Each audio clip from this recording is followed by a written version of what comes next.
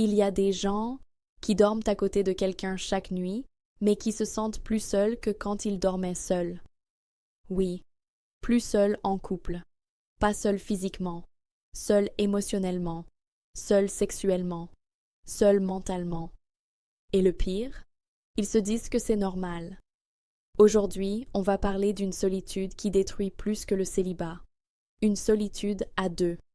En tant que sexologue, je vais te dire une vérité brutale. Le couple ne protège pas de la solitude.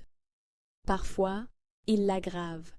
Il y a des couples où on ne se touche plus, on ne se désire plus, on ne se parle plus vraiment.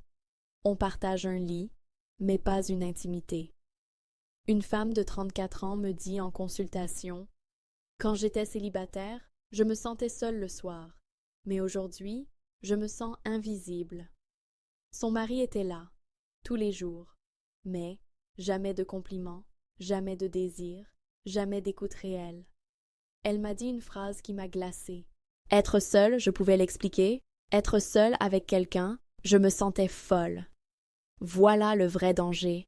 La solitude en couple naît souvent de 3 grandes blessures. 1. L'absence de connexion émotionnelle. Tu racontes ta journée. Il ou elle est sur son téléphone. Tu parles de ce que tu ressens. On te répond par des solutions ou par le silence. Tu n'es pas écouté, tu es toléré. 2. La mort du désir. Le sexe devient mécanique, rare, inexistant. Ou pire, un devoir.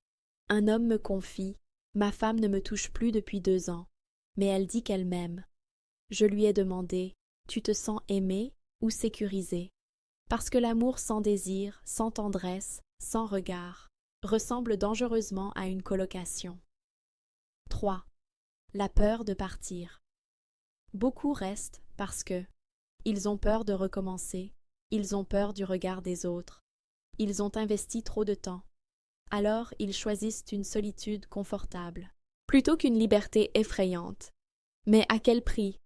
Si tu te sens plus seul en couple que célibataire, ce n'est pas un caprice, ce n'est pas de l'ingratitude, c'est un signal. Ton corps te dit: je ne me sens plus désiré, je ne me sens plus choisi, je ne me sens plus important. Une femme m'a dit: quand j'étais célibataire, je pleurais parfois, mais en couple, je pleurais tous les soirs sans bruit. Ça, c'est une alerte rouge, parce que la vraie intimité, ce n'est pas vivre ensemble, c'est se sentir vu, se sentir voulu, se sentir accueilli.